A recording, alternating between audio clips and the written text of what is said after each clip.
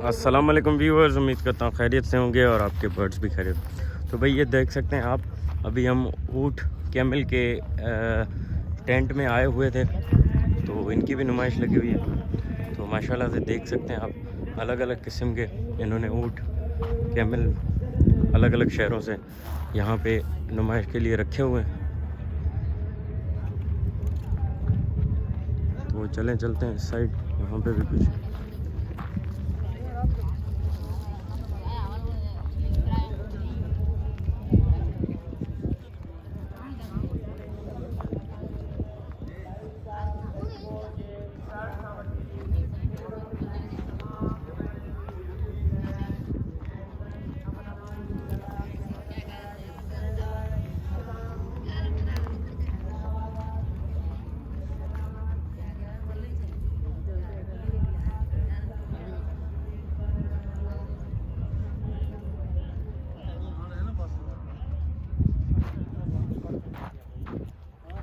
तो ये है कैमल की नुमाइश ऊँटों की। तो उम्मीद करता हूँ आपको मेरी वीडियो पसंद आई होगी। अल्लाह हाफिज़।